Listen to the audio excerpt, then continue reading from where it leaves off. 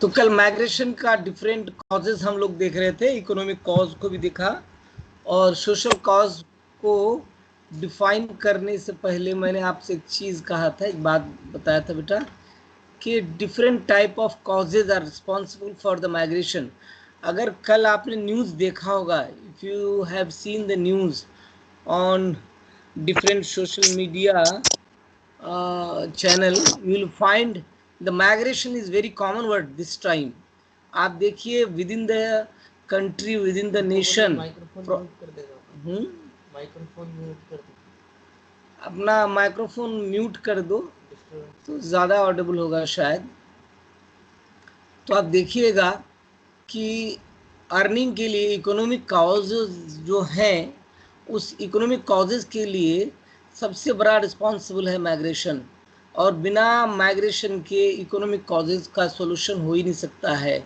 अभी 45 करोड़ पीपल जो unorganised labour है इंडिया में, इसका तो ये डेटा तो मुझे भी नहीं पता था, I was not knowing about this, लेकिन ये लॉकडाउन ने ये सारी चीज़ें बार बार देखने को मिलता है। शायद अगर आप इन्फॉर्म्ड होना चाहते हैं तो आप भी देख सकते हैं कि 45 करोड़ पीपल एमंग 135, 1 अरब 35 करोड़ टोटल पॉपुलेशन अगर आज इंडिया का है, मोर और लेस 36, 1 अरब 36 करोड़, तो उसमें 45 करोड़ अर्निंग अनऑर्गेनाइज्ड सेक्टर में लेबरर्स हैं जो डेली कमाते हैं, डेली वेजेस और डेली उसका लाइवलीहुड है। वो ये है डेमोग्राफी इंडिया के लेबरर्स का।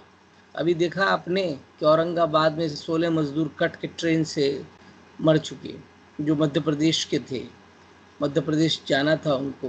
तो ये क्या था? ये तो माइग्रेशन था। For what? For economic cause. आज जितना लोगों को अब रोड पर देख रहे हैं, सड़क पर देख रहे हैं, पैदल हज़ारों किलोमीटर का जर्नी कर रहे हैं, वो माइग्रेट तो ही थे, माइग्रेशन तो था उनके साथ।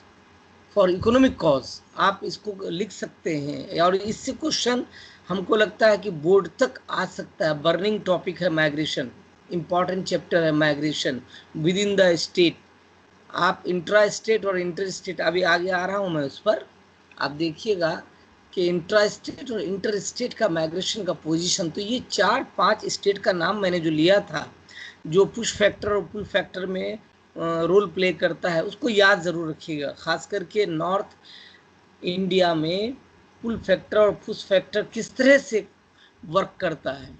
नॉर्थ इंडिया के स्टेट्स में जहाँ एजुकेशनली बैकवर्डनेस है, जहाँ डिफरेंट फैक्टर्स रोल प्ले करता है, और डेंसली पॉपुलेटेड एरिया भी है, गैंगेटिक प्लेन है, जहाँ फर्टिलिटी ज़्यादा है लेकिन सीजनल वर्क है, permanent through out the year work नहीं मिलता है लोगों को। ऐसी सूरत में हम नॉर्थ इंडिया, साउथ इंडिया अगर रीजन वाइज देखिएगा चारों डायरेक्शन में, तो आपको पता चलेगा कि नॉर्थ इंडिया के लोगों का financial condition weaker then the south India, और वो लोग ज़्यादा बेटर पोजीशन में हैं साउथ इंडिया के लोग। तो हम लोगों ने इकोनॉमिक कॉज को देखा था। अभी थोड़ा सा मैं खाली ब्रश अप कर देता हूँ सोशल कॉज, और आप लोग उसको नोट करते भी जाइएगा। Migration to spread religion. पहले ज़माने में आप देखिएगा डिफरेंट टाइप ऑफ रिलीजन में, अगर रिलीजन की बात करते हैं तो गल्फ कंट्रीज़ में या खाड़ी देश में जो इस्लाम का स्प्रेडिंग हुआ, वो एक प्लान्ड वे में हुआ। चाहे सऊदी अरब है, ईरान है, इराक है, ओमान है, कतर है, बहरीन है, या अफ्रीकन कंट्रीज़ में ये लोग बिजनेस के सहारे इस्लाम रिलीजन को फैलाने का काम किया था। इसका सबसे बड़ा मेन कारण क्या था? कारवां, जिसको आप इंग्लिश में कारावान कहते हैं। कुछ सामान लेके महीनों महीनों तक वो लोग चलते थे, एक स्टेट से दूसरे स्टेट, एक प्लेस से दूसरे प्लेस, और वहाँ जा कर के इस्लाम की बात करते थे। इस तरह से माइग्रेशन के थ्रू उन लोगों ने रिलीजन को भी स्प्रेड किया, फैलाया। इवन आज के डेट में different modes of spreading of religion हो गया है। अब क्रिश्चियनिटी को देख लीजिए, आप हिंदुइज्म को देख लीजिए अपने इंडिया में। अब क्या हो गया? ग्रुप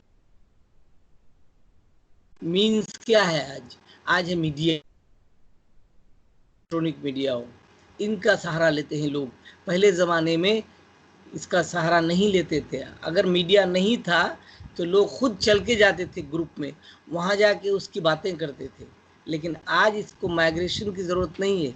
लेकिन अभी अब अगर आप देखा होगा, आपने न्यूज़ से अपडेट रहा होगा, ये कोविड-19 कोरोना वायरस डिजीज़ 19 का, तो एक वर्ड आया था बेटा, मैं आपको समझा दूँ थोड़ा सा, कि तबलीगी जमात दिल्ली में, मरकज़ जिसका नाम था, मरकज़ का मतलब सेंटर, केंद्र उर्दू में, उसको मरकज़ कहते हैं। वहाँ कुछ लोग इंडोनेशिया, मलेशिया, सूडान से लोग आए थे। For what?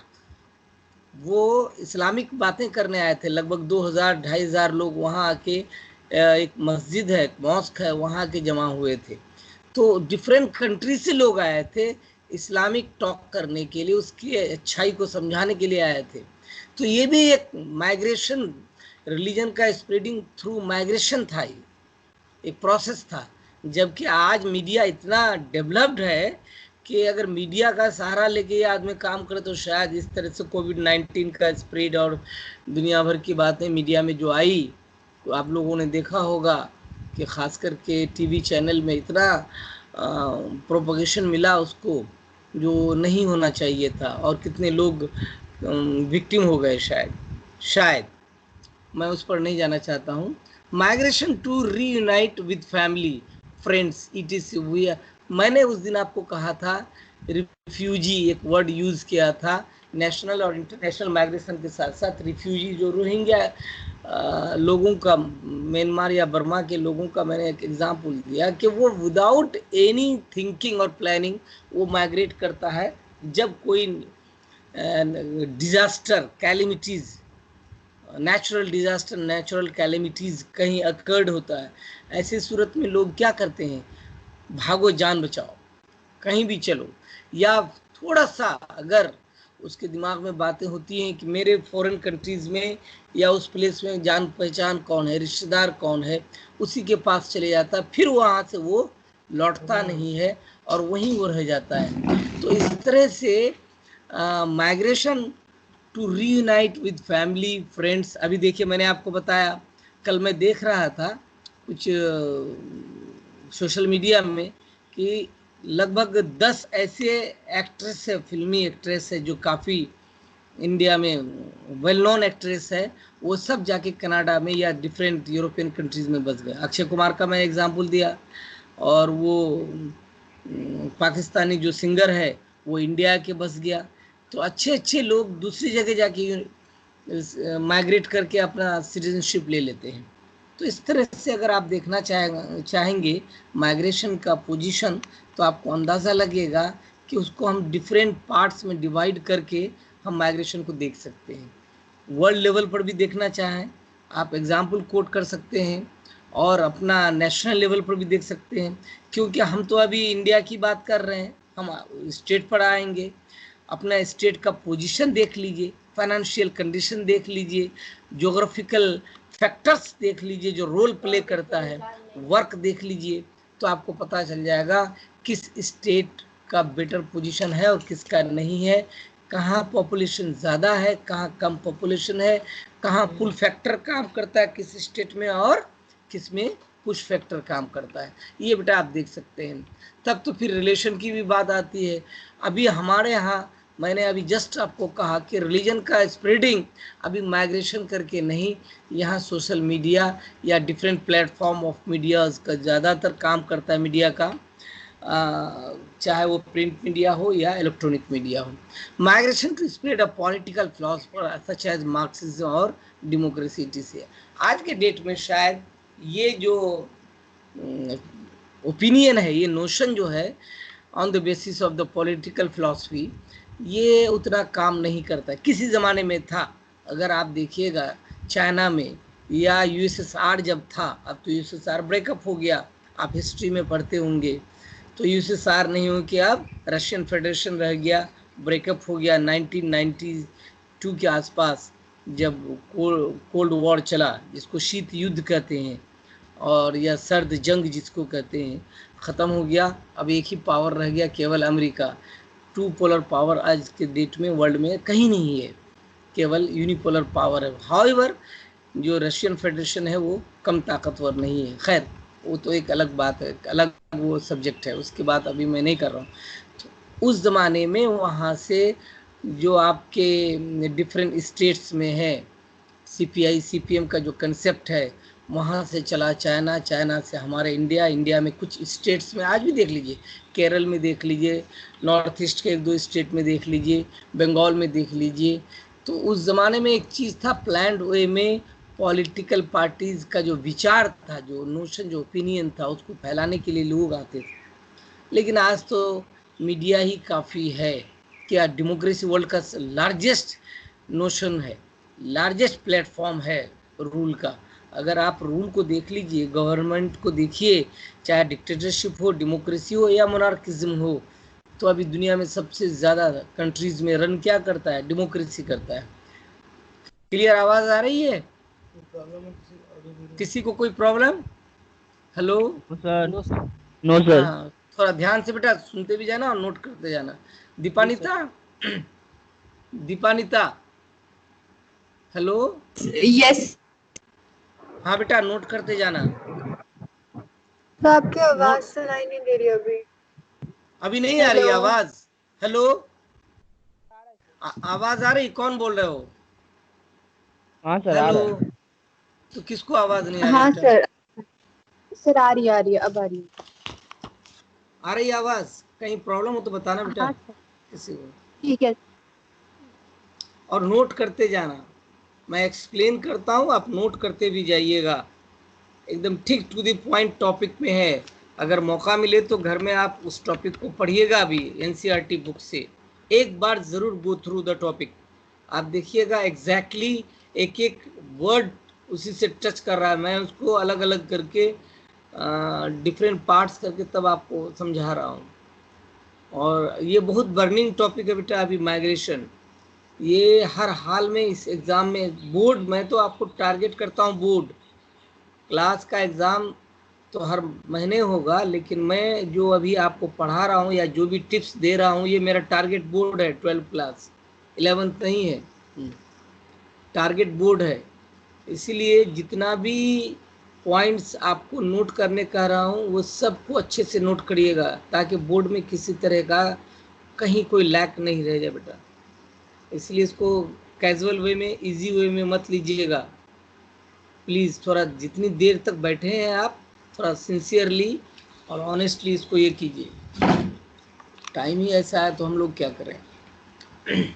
तो migration to find the personally freedom to live a creative life style और टू होल्ड सर्टेन बिलीफ्स। आप इसको ऐसे समझिए, अभी मैंने जस्ट एक एग्जांपल दिया था, for betterment of life. India से लास्ट ईयर 5 लाख, अगर आप अपडेटेड हैं तो न्यूज़ से 5 लाख पीपल, इंडिया के जो पॉश पीपल थे, जो अच्छी ज़िंदगी जीना चाह रहे थे, वो different countries of the world में जाके सिटीजनशिप ले लिया। यहाँ का सिटीजनशिप छोड़ चुका वो। क्यों माइग्रेट किया? For the betterment of life. क्यों सबका ड्रीम होता है, ये कोविड-19 से पहले क्यों सबका ड्रीम था कि अमेरिका में जाके जॉब करें, या यूरोपियन कंट्री जर्मनी में जाके जॉब करें, या इटली में जाके जॉब करें, या फ्रांस में जाके जॉब करें, एक मेरा फ्लैट हो वहाँ। इस तरह का ड्रीम लोग क्यों देखते हैं, एशियन लोग खास करके, एशिया के लोगों का ये इतना बड़ा डे ड्रीम क्यों रहता है? नहीं जा पाते एक अलग बात है, लेकिन जा क्यों रहा है फिर? Why they go there? For what? For betterment of life. या उसको अट्रैक्ट कौन चीज़ करता है? पुल फैक्टर उसका क्या है कि वहाँ लोगों का अर्निंग बहुत अच्छा है, वहाँ का एटमॉस्फेयर बहुत अच्छा है, वहाँ का फैसिलिटीज़ बहुत है, लाइफ स्टाइल के लिए सारी फैसिलिटीज़ वहाँ पाई जाती है, जो चीज़ हमारे यहाँ नहीं है। एक डॉक्टर जो अर्न वहाँ करता है, वही डॉक्टर यहाँ नहीं अर्न कर पाता है। एक टेक्नीशियन जो वहाँ अर्न कर पाता है, यहाँ वही क्वालिटी के लेवल का आदमी उतना नहीं अर्न कर पाता है। अगर गल्फ कंट्रीज़ में जाके 5 साल जॉब करता है, तो यहाँ 30 साल में उतना अर्न नहीं कर पाता आदमी, क्योंकि हम लोग डेवलपिंग कंट्रीज़ हैं, हम लोग डेवलप्ड नहीं हैं, हमारे यहाँ रिसोर्सेज इतने नहीं हैं, हमारे यहाँ पर कैपिटा इनकम इतने नहीं हैं। तो ऐसी कंडीशंस में, ऐसी सूरत में भी माइग्रेशंस का एक पार्ट है। आगे थोड़ा सा अब पॉलिटिकल कॉज में आ जाइए, जो सबसे इंपॉर्टेंट कॉज है पॉलिटिकल कॉज। पॉलिटिकल कॉज में देखिए, migration as a punishment for the crimes committed. Point number 1, migration as a result of enslavement, forced migration who or without political agreement, migration to escape war, invasion, military takeover, etc. Actually these 4 points political cause में, ये अभी एक सबसे important, अभी जो NRC, NPR या CAA, ये political cause था, डिटेंशन सेंटर, ये सारी बातें आप लोगों ने स्कूल बंद होने से पहले देखा कि हमारे यहाँ कैसे ये सारी चीज़ें आई और आसाम में किस तरह का मैटर हुआ। फिर धीरे धीरे पूरे इंडिया में इसकी हवा चलने लगी, चारों तरफ लोग इसकी बातें करने लगे और पॉलिटिकल लीडर भी कहने लगे कि जो एक्सेप्ट मुस्लिम इन 3 देशों में, बांग्लादेश, पाकिस्तान और अफगानिस्तान से आए हुए other on the basis of religion, अगर कोई प्रताड़ित है या उसको कहीं किसी तरह का एट्रोसिटीज़ बर्दाश्त करना पड़ा तो उसको इंडिया में तो दे देंगे हम लोग, लेकिन on the basis of religion Muslims को नहीं देंगे इन तीनों, क्योंकि वो लोग मुस्लिम कंट्री के। तो ये पॉलिटिकल कॉज था, फोर्सफुल्ली उनको यहाँ से जाना था या उन लोगों को आकर के अपना माइग्रेशन यहाँ लेना था।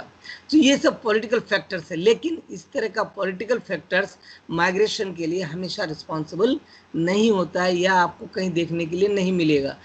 अभी आप देखिए, अगर इथोपिया की बात, आप लोग बहुत छोटे होंगे शायद, जब सिविल वॉर हुआ, गृह युद्ध हुआ, एक ही कंट्री में 2 कम्युनिटीज़ के बीच में लड़ाई हुई, तुत्सी और तुतु शायद, तो एक दूसरे को मारने लगे और ये वॉर को ख़त्म करने के लिए वर्ल्ड के मैक्सिमम कंट्रीज़ का फौज भेजा गया। आप श्रीलंका को देख लीजिए, एलटीटीई को देखिए, सिंघालाज को देखिए, वहाँ 10 साल तक लड़ाई चली, 10 साल तक एक कंट्री के अंदर से, श्रीलंका के अंदर, जिसमें हमारा एक फॉर्मर प्राइम मिनिस्टर था, ex prime minister Rajiv Gandhi का असैसिनेशन हो गया था, उसको बम से मार दिया गया था।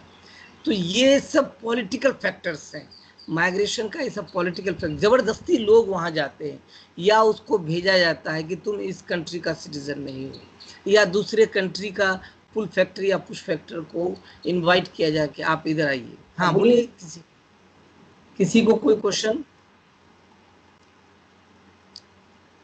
तो पॉलिटिकल फैक्टर, फिर आवाज ये क्यों कर रहे समर? आवाज, हेलो, आवाज क्लियर आ रही है? ऑडिबल है बेटा? Yes sir. हाँ थोड़ा सा देखना ना, वो मतलब हमको लगता है कि हाँ कोई ये म्यूट करके रखोगे। तो migration to escape war, invasion, military, अभी आप, मैंने फिर बार बार में रोहिंग्या का नाम आता है, बर्मा का, म्यांमार का, वहाँ से पॉलिटिकल कॉज से लोग भाग करके डिफरेंट कंट्रीज में गए थे। जो रोहिंग्या मुस्लिम्स था, लाखों की संख्या में लोगों के साथ मारकाट हुआ, बच्चे, औरत, मर्द, बूढ़ा, बूढ़ी सब वहाँ से भाग करके डिफरेंट कंट्रीज में गया। अगर आप गूगल में जाके सर्च करेंगे तो आपको रोहिंग्या का, बर्मा का जो रियल कंडीशंस है आपको फाइंड आउट हो जाएगा कि लोग क्यों माइग्रेट किया। तो वहाँ कॉज मिलेगा, इकोनॉमिक कॉज नहीं मिलेगा आपको, सोशल कॉज नहीं मिलेगा, मेन कॉज मिलेगा पॉलिटिकल। उसमें वॉर है, इन्वेजन है या मिलिट्री का एक्शन है, इस तरह से बात। एग्जाइल फ्रॉम क्यूबा इन, देखिए कास्ट्रो ईयर्स ये दिया हुआ है। तमिल्स फ्रॉम श्रीलंका, जो जस्ट मैंने कहा। तिब्बतन टू इंडियन, अब तिब्बत का देखिए, चाइना, अभी जो तिब्बत है, चाइना कहता है कि तिब्बत मेरा पार्ट है। जिस तरह जम्मू कश्मीर है या पोक या पाकिस्तान की बात है, सेम तिब्बत जो दलाई लामा थे वहाँ का, वहाँ के लोग किस तरह से प्रताड़ित होकर के, उसमें एट्रोसिटीज़ कितना हुआ कि वहाँ के लोग वो तिब्बत को लिबरेट करना चाहता है, अलग करना चाहता है, जबकि सारे क्रिश्चियंस या बुद्धिस्ट हैं, लेकिन फिर भी तिब्बत अपना इंडिपेंडेंट अपने को मानता है। और चाइना कहता है ये मेरे अंडर में। जिस तरह से लोगों को भाग भाग करके दूसरे कंट्री में जाके शरण लेना पड़ा, शरणार्थी की तरफ उसको ज़िंदगी बितानी पड़ी। समर इसको देखो तो नीचे करना। अब इसको नोट कर लीजिए, कल हम लोग इस पर आए थे, स्ट्रीम ऑफ माइग्रेशन। ये 4 स्ट्रीम्स हैं जो आपके बुक में दिया हुआ है, ये एग्जाम में आता है जनरली 5 मार्क्स का क्वेश्चन या 3 मार्क्स का क्वेश्चन आता है ये, कि माइग्रेशन आइडेंटिफाई जो करते हैं कितने लेवल पर करते हैं। जैसे rural to rural first RR लिखा है, अर्बन टू अर्बन ये UU है, उसके बाद रूरल टू अर्बन और अर्बन टू रूरल। अब इंडिया जैसे कंट्री में, जो कंट्री एग्रो बेस्ड है, एग्रीकल्चरल बेस्ड है, maximum people are surviving on the agriculture in our country. In such situation, most of the people migrate from one place to another place only for economic conditions, for earning their livelihoods, कैसे उसकी आजीविका चले। Maximum लोग इस तरह से जाता है, बहुत कम है जो सोशल या पॉलिटिकल कंडीशंस के आधार पर माइग्रेट करते हैं। पॉलिटिकल आधार पर तो हमारे यहाँ इसको जो बेस बना के बहुत कम ही माइग्रेशन है, नेग्लिजिबल कहिए उसको, लेकिन सबसे ज़्यादा जो परसेंटेज है माइग्रेशन का वो है आपका इकोनॉमिक फ्लक्चुएशन। कहीं किसी स्टेट में देखिएगा पॉवर्टी बहुत ज़्यादा है, किसी स्टेट, आप पंजाब को देखिए, एग्रीकल्चर भी है, फैक्ट्रीज भी है, बहुत रिच है। आप गुजरात को देख लेते, वहाँ अभी तो उसकी हालत थोड़ी ख़राब है, लेकिन था लोग खुश थे ज़्यादा। और अलग पार्ट से मैंने एक वर्ड यूज़ किया था, लेबर सप्लायर स्टेट्स, जो खास करके उत्तर प्रदेश और बिहार फर्स्ट, उसके बाद दूसरे कैटेगरी में उत्तर प्रदेश, बिहार, झारखंड, उड़ीसा और बंगाल, ये 5 स्टेट का नाम जो पुश फैक्टर्स में आते हैं। इसका एग्जाम्पल है, पुल फैक्टर में महाराष्ट्र को देखिए, दिल्ली को देखिए, गुजरात को देखिए और केरल, कर्नाटक को देखिए। यहाँ लोग जाते हैं जॉब के लिए, लाइवलीहुड के लिए। आज ठीक से अगर आप देख रहे हैं तो मैक्सिमम लोग डिफरेंट स्टेट्स के, इन स्टेट की तरफ भागते, अपने घर की तरफ आना चाहते हैं। जो स्पेशल ट्रेन चलाई जाती है अपने लोगों को, लगभग 25-30 करोड़ लोग डिफरेंट स्टेट में जाके फंसे हुए हैं लॉकडाउन की वजह से। तो इन स्टेट के ज़्यादातर लोग हैं, इन 4-5 स्टेट में आना चाहते हैं। आप न्यूज़ से अगर अपडेट हैं तो आप देखिएगा तो समझ में आएगा migration within the state. तो ये क्या है, rural to rural, rural to urban. यहाँ सीधे फैक्टर कौन सा रोल प्ले करता है, रूरल टू अर्बन। देखिए उसके बाद inter state and intra state. Inter state मतलब एक स्टेट से दूसरा स्टेट, और इंट्रा स्टेट का अर्थ क्या है, with in the same state. मैंने आपको कल एग्जाम्पल दिया था, कल अगर कोई ध्यान से सुने हैं, मैंने ये कहा था कि 24 नॉर्थ परगना से कोई अगर कलकत्ता या हुगली चला जाता है for the betterment of life, तो ये हो जाएगा intra state. Within the state in different districts, within the state in different places, that is the intra state. Intra region word use होता है। अगर रीजनल डिवीजन है, अगर administrative regional division है किसी चीज़ का, किसी भी कॉज से, रीज़न से, और एक ही रीजन के अंदर कोई एक्टिविटीज होती है तो उसको हम इंट्रा रीजन कहते हैं। लेकिन अगर डिफरेंट रीजन में जाता है तो उसको हम इंटर रीजन कहते हैं। तो यहाँ हमको इंट्रा और इंटर को समझना है। इंटर स्टेट का मतलब क्या हुआ, एक स्टेट से दूसरे। इंटर नेशन अगर हम देखते हैं, जैसे इंटरनेशनल होता है, वो इंटर नेशन भी उसको आप समझने के लिए बोल सकते हैं। अगर इंडिया से हम अगर इंग्लैंड जा रहे हैं तो इंटर नेशन है ये, या इंटरनेशनल है। लेकिन अगर हम एक ही स्टेट, एक ही कंट्री के अंदर होते हैं सारी एक्टिविटीज़, तो उसको हम इंट्रा नेशन कह सकते हैं। उसी तरह इंटर स्टेट और इंट्रा स्टेट, अपने स्टेट के अंदर कोई एक्टिविटीज़ हो, किसी तरह का डिफरेंट पार्ट्स उसका अफेक्टेड हो, तो उसको हम इंट्रा स्टेट कहेंगे। लेकिन दूसरे स्टेट के साथ शेयर करते हैं कोई एक्टिविटीज़ जो माइग्रेशन को कहीं ना कहीं क्रिएट करता है, नोट करते चलो, जो जुड़ेंगे टाइम फिर ये हो जाता है। तो हाँ, हम लोग टॉक कर रहे थे, we are discussing about the inter state and intra state. Inter state migration India में सबसे ज्यादा है। मैंने अभी 4-5 स्टेट्स का नाम लिया पुश फैक्टर और पुल फैक्टर में, और इसमें सबसे ज्यादा इंटर स्टेट का मामला है। इंट्रा स्टेट के बारे में मैंने ये कहा आपको कि अगर बाय द वे आप इंट्रा स्टेट में देखना चाहें तो छोटे से रीजन के लिए है, और माइग्रेशन में एक नई चीज, एक नया मोड़ है। आप देखिएगा इंडिया के माइग्रेशन सेक्टर में सबसे इंपॉर्टेंट पार्ट है कि लेबरर्स में, चाहे वो डेली वेजेस लेबरर हो या ऑर्गेनाइज सेक्टर में हो, एनजीओज में हो या अनऑर्गेनाइज सेक्टर में हो, उसमें मेल डोमिनेंसी है। इस बात को याद रखना है।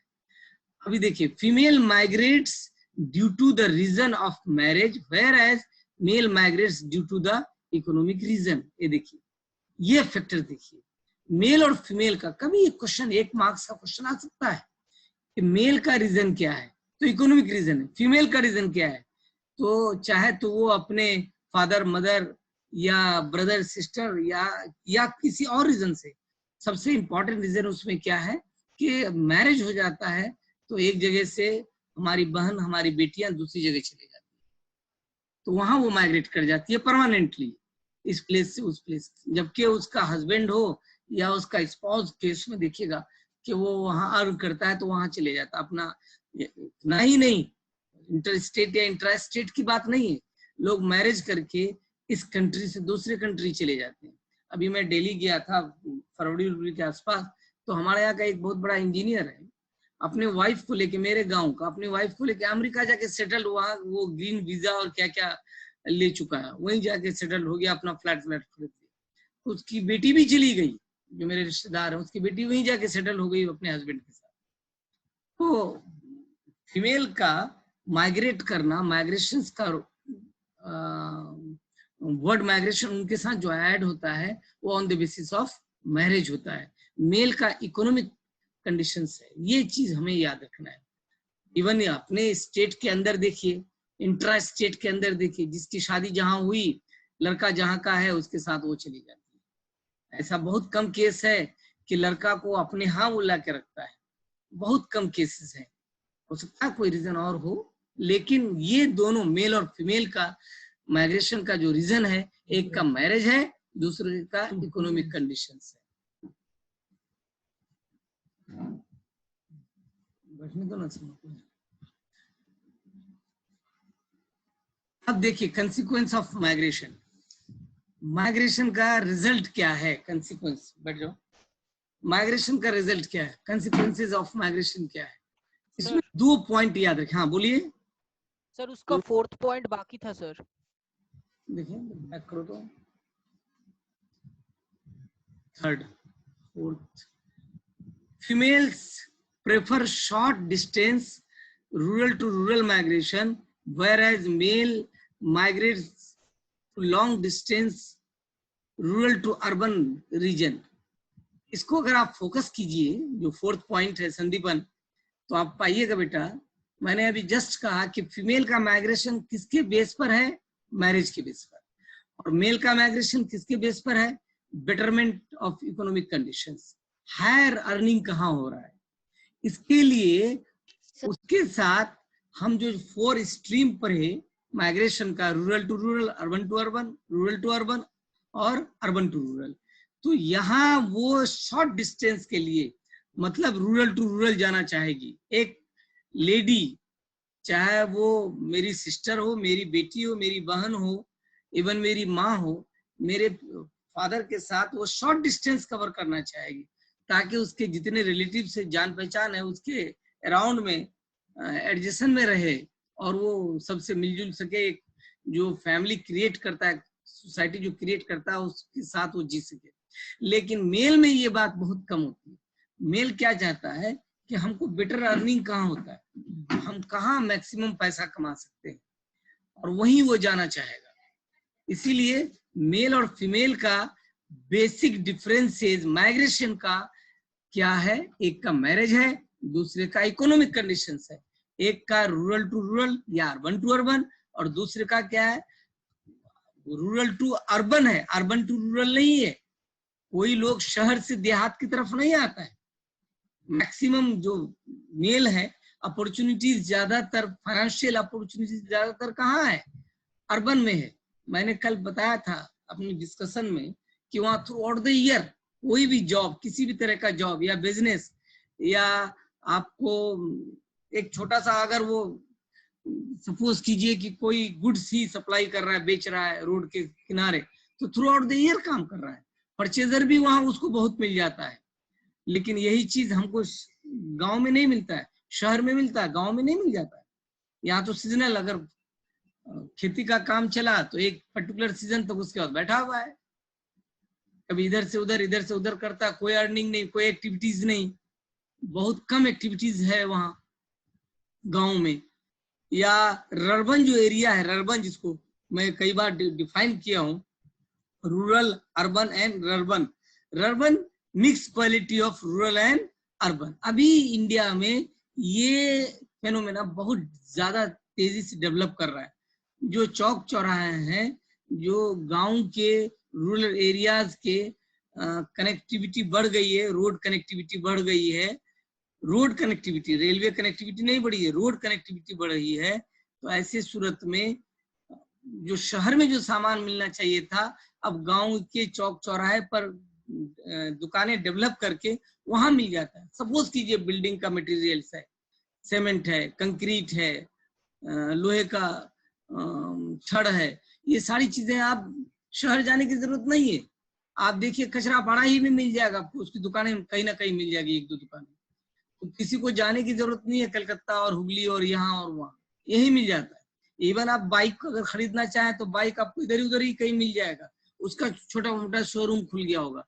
तो ऐसे फीचर्स को, ऐसे प्लेस को हम रर्बन कहते हैं, RURBAN, rurban. The quality of rural and urban where is found, that is known as rurban. तो रूरल, अर्बन एंड रर्बन। तो यहाँ रर्बन का डिस्कशन कहीं भी नजर नहीं आ रहा है, फिर भी मैंने उसको एक्सप्लेन कर दिया। तो मेल का हमेशा टारगेट मैक्सिमम हायर अर्निंग रहता है, इसीलिए वो रूरल से अर्बन की तरफ मूव करता है। अभी वो कलकत्ता जाएगा, कल वो कनाडा चला जाएगा, परसों अमेरिका चला जाएगा, ये उस पर डिपेंड करता है। लेकिन यही वो एक लेडी ऐसा अकेले सेल्फ वो नहीं सोच सकती है कि हम यहाँ हैं तो हम जर्मनी चले जाएं। उसको हेल्प चाहिए, कहीं ना सिक्योरिटी चाहिए, कहीं ना कहीं उसको कोई सहारा चाहिए, तभी वो जा सकती है। अगर वो अर्न करती है तो उसके हस्बैंड उसके साथ हो, उसका बेटा उसके साथ हो, उसका भाई उसके साथ हो, तभी वो जा सकती है। एक तो यहाँ कंपल्सन है उसके साथ। इसीलिए लेडीज का माइग्रेट होना, चाहे वो इंटर स्टेट हो, इंट्रा स्टेट हो, या इंटरनेशनल या ग्लोबल लेवल पर हो, तो ऐसे सूरत में वो चाहती है शॉर्ट डिस्टेंस में ही माइग्रेशन हो। मेल का जो है वो लॉन्ग डिस्टेंस में भी बिल्कुल नहीं घबराता, उसको हायर इकोनॉमिक अर्निंग चाहिए। तो अभी हम लोग आते हैं अब कंसिक्वेंस पर, रिजल्ट पर। माइग्रेशन का, अगर माइग्रेशन होता है तो क्या होता है? अभी देखिए, मैं अभी आपका पॉजिटिव और नेगेटिव कंसिक्वेंस से पहले एक चीज, मैं एक वर्ड बोल रहा हूं जो आप इससे अवेयर हैं, सारे बच्चे अवेयर हैं इससे। वो है बेटा क्या? Brain drain. ब्रेन ड्रेन का क्या अर्थ है? ड्रेन आउट होना, नाली में बह जाना। ड्रेन, नाली, जो ड्रेनेज सिस्टम है घर के चारों तरफ, आपके घर के चारों तरफ छोटा छोटा ड्रेन बना हुआ है, देखिए स्ट्रीम, बड़ा बड़ा ड्रेन होता है। हर शहर में जो प्लानिंग होता है, एक घर तो बनता ही है, लेकिन साथ साथ draining system, drainage system must है। आउटलेट ऑफ जो यूजेबल वाटर है, जो यूज हो जाता है, यूज्ड वाटर बाहर निकालने के लिए सबसे इंपॉर्टेंट फैक्टर है वो। एक घर का एक कैरेक्टरिस्टिक है ड्रेन। बिना ड्रेन के आपका पानी, शहर में खास करके जहाँ डर्थ ऑफ द लैंड होता है, स्कार्सिटी ऑफ लैंड होता है, थोड़े से में किसी के घर पर पानी चला जाए, किसी के एरिया में पानी चला जाए, आपका यूज किया हुआ किचन का, बाथरूम का या वॉशरूम का पानी इधर उधर चले जाए तो एक हंगामा कर सकता है, झगड़ा झंझट हो सकता है। तो ड्रेनेज सिस्टम सबसे इंपॉर्टेंट पार्ट है घर का। तो ऐसे में ब्रेन ड्रेन, जब किसी नेशन का, किसी स्टेट का, किसी प्लेस का ब्रेन ही ड्रेन हो जाए, जो बिल्डर है, ब्रेन बिल्डर है, कोई कंट्री का डेवलपमेंट का बेस क्या है? ब्रेन है। स्किल्ड होना और अनस्किल्ड होना, ये दो फैक्टर्स। अमेरिका का जीडीपी, अगर देखिए एक पिक्चर आ रहा है, आप देखिए नीचे दिया हुआ है ब्रेन ड्रेन का, आप देखिएगा पंजाब में दिखाए है ग्रीन रिवोल्यूशन, मतलब सबसे ज्यादा production agricultural production. Green revolution का मतलब एग्रीकल्चरल प्रोडक्शन। हम व्हाइट रिवोल्यूशन की बात नहीं करते, ब्लू रिवोल्यूशन की बात नहीं करते, I am talking about the green revolution. Agricultural production, जब स्कार्सिटी ऑफ क्रॉप्स था, ग्रेन्स था अपने देश में, जो नेशन इंडिया जैसे कंट्री अपने पब्लिक को फीड नहीं कर पा रहा था, नहीं फीड कर पा रहा था। बीपीएल एपीएल की सूची लिस्ट नहीं बनी थी, कितने लोग स्टारवेशन के कारण मर जाया करते थे। ऐसी सूरत में एक साइंटिफिक फैक्टर्स रोल प्ले करना शुरू किया अचानक इंडिया में, और वो सबसे ज्यादा मल्टी फेसेड प्रोडक्शन करना शुरू किया। जिस खेत में, जिस फील्ड में, जिस पैच ऑफ लैंड में 10 क्विंटल्स का प्रोडक्शन होता था, वहां डिफरेंट मेथड्स और quality of seeds and fertilizer के कारण वहां 100 क्विंटल उसी पैच ऑफ लैंड में प्रोडक्शन होना शुरू हो गया। That was the symptom of the green revolution. वो कैसे हुआ? Brain drain. आज इंडिया, हेलो सर आवाज कट रहा है। आवाज कट रही है बेटा, हमको भी लग रहा है। देखो अभी ठीक है सर, अभी ठीक है, अभी हाँ, आवाज अभी आ रही है। हाँ अभी आ रही है। तो ब्रेन ड्रेन, ब्रेन ड्रेन का मतलब है आपके यहाँ जितने स्किल्ड लेबर तो सभी हैं जो वर्क करते हैं, we are labour, we are labourers, we are labourers जो वर्क करते हैं, वेदर साइंटिस्ट हो, डॉक्टर हो, इंजीनियर हो, या आईटी सेक्टर के लोग हों, कोई भी जो वर्क करते हैं वो लेबरर है। चाहे सेल्फ एम्प्लॉयड हो वो भी लेबरर है, गवर्नमेंट एम्प्लॉयड हो, पब्लिक लेबरर्स हो, कोई भी हो। अब टाइप ऑफ लेबरर डिफरेंट है। अगर स्किल्ड लेबरर्स हैं, आप टेक्नीशियन हैं, आप मोर एंड मोर क्रिएट कर सकते हैं, प्रोडक्ट कर सकते हैं, तो आप स्किल्ड लेबरर हैं, आप प्लान्ड हैं, आप ट्रेंड हैं। और एक है डेली वेजेस, जिसको किसी चीज की ट्रेनिंग नहीं मिली, जिसने उस चीज से पढ़ा लिखा नहीं, उसको उस चीज का नॉलेज नहीं है, अपने वर्क में उसको मैक्सिमम टाइम लॉस होता है, वो गेन नहीं कर पाता है, वो अनस्किल्ड है। वो अनस्किल्ड है, फिजिकल वर्क बहुत ज्यादा करता है, वो स्मार्ट लेबर नहीं कर पाता है, डाइंग लेबर करता है। एक रिक्शा पुनर क्या करता है? डाइंग लेबर करता है। थ्रू आउट द डे वो काम करता है, रिक्शा चलाता है, सब कुछ करता है, लेकिन लास्ट में उसके हाथ में 100, 200, 300 रुपया, 300, 400 आज के डेट में। लेकिन एक डॉक्टर 2 घंटा अपना काम करता है, 50,000 उसके हाथ में, एक ऑपरेशन किया, लाखों रुपया ले लिया। तो ये स्मार्ट लेबर है, वो डाइंग लेबर है। डाइंग लेबर क्यों है? उन्होंने पढ़ा नहीं, उन्होंने ट्रेनिंग नहीं ली किसी फील्ड का, जिस फील्ड में वो मास्टरपीस होता है। जैसे हम टीचर्स हैं, we have to train, we are getting training time to time. हमको प्रोफेशनल कोर्स करना पड़ता है, बीएड करना पड़ता है, बीएड करना पड़ता है, सीपीएड करना पड़ता है, बीटीसी करना पड़ता है, डिफरेंट टाइप के ट्रेनिंग्स लेने पड़ते हैं, बीटी करना पड़ता है। हमको टीचिंग करने के लिए जो टीचिंग मेथोडोलॉजी है उसको जानना पड़ता है। How to teach in class 12, how to teach in class 6, great difference है। हम किस तरह का, मेरा क्या बिहेवियर हो सकता है किस बच्चे के साथ, आपके साथ समझाने का स्टाइल क्या होगा, 6 के बच्चे के साथ कितना नीचे डाउन आके समझाऊंगा, आपके साथ मैं किस टॉपिक पर पॉइंट करूंगा। टॉपिक फिक्स्ड है, सिलेबस फिक्स्ड है, पढ़ाने का अंदाज फिक्स्ड है। ये कब होता है? जब आप ट्रेनिंग लेते हैं, तो वो स्मार्ट लेबर होता है। तो लेबरर्स सब हैं, all are the workers, all are the labourers. तो ब्रेन ड्रेन कब करता है? जब कोई स्किल्ड आदमी अपने देश में काम करने के बजाय किसी फॉरेन का, आज मैंने आपको अभी एग्जांपल दिया था कि फॉरेन कंट्रीज लोग जाना पसंद क्यों करते हैं, क्यों नहीं डेवलपिंग या अंडर डेवलप कंट्रीज में रहना पसंद करते हैं, बांग्लादेश में क्यों नहीं काम करते, नेपाल में क्यों नहीं काम करते हैं, भूटान में क्यों नहीं, अफ्रीकन कंट्रीज में लोग क्यों नहीं सरवाइव करना चाहते? रिसोर्सेज बहुत है, बरीड रिसोर्सेज है, दफनाया हुआ रिसोर्सेज है, लेकिन उसका एप्लीकेशन नहीं हो पाता। क्यों? वहां ब्रेन नहीं, वहां टेक्नीशियन नहीं, इंजीनियर्स नहीं, अच्छे अच्छे लोग जो जिसके पास ब्रेन है जो उसको यूज कर सकते हैं।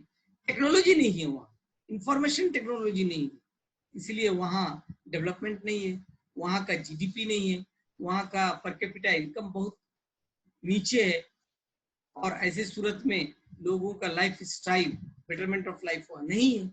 यूरोपियन कंट्रीज में है, जितना रिसोर्सेज है उससे ज्यादा वो लोग उसको यूज करता है, मल्टीफेज में यूज कर डालता है, लाइफ स्टाइल बहुत डेवलप्ड है।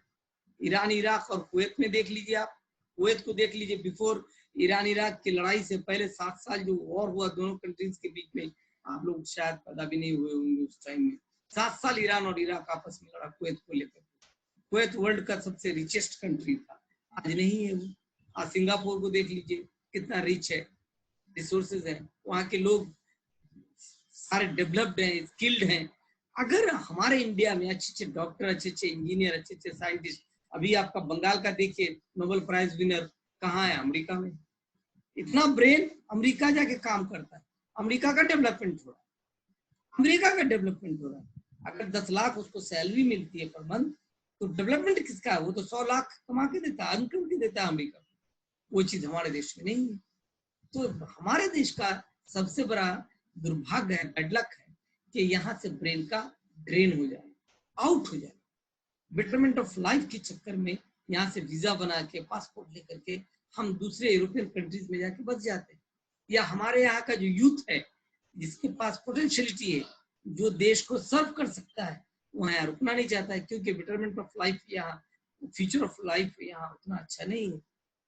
यहाँ उसको ना तो वो सुविधाएं मिलती है, फैसिलिटीज मिलती है, ना अर्निंग है, ना वो इस तरह से लाइफ जी पाता है, इसलिए यहाँ से वो आउट हो जाता है, जिसको हम लोग ब्रेन ड्रेन कहते हैं। तो इसको हमको समझना है। तो अभी मैं आ रहा था कंसिक्वेंस ऑफ माइग्रेशन, तो ब्रेन ड्रेन को मैंने डिस्कस कर दिया। अब इसके अंदर इकोनॉमिक कंसिक्वेंस क्या है, पहले देखिए आप।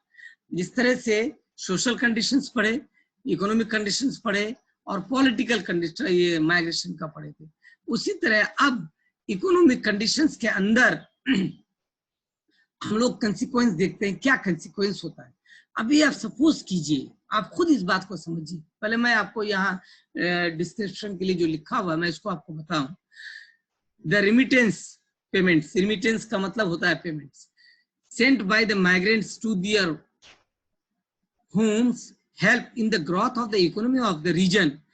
This money is mainly used by the family for payment of debt, कर्ज की अदायगी, debt, DEBT, debt, कर्ज, medical treatment, marriage, children's education, purchasing, agricultural inputs, construction of houses. It is, देखिए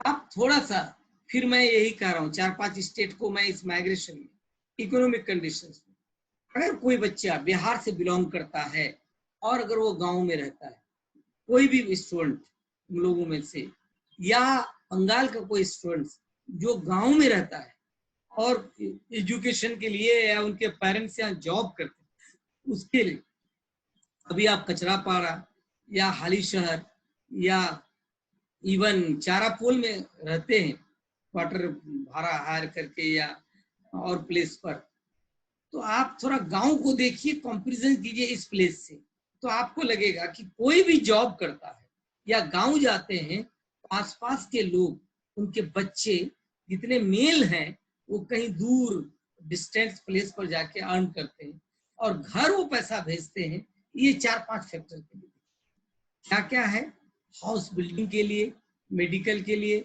लड़कियों की शादी के लिए, ये सारे दिखेगा, या खेती थोड़ी बहुत अगर जमीन है तो फार्मिंग या खेती करने के लिए उसको पैसा चाहिए, तो बाहर से ही भेजता है, तभी खेती हो सकती है।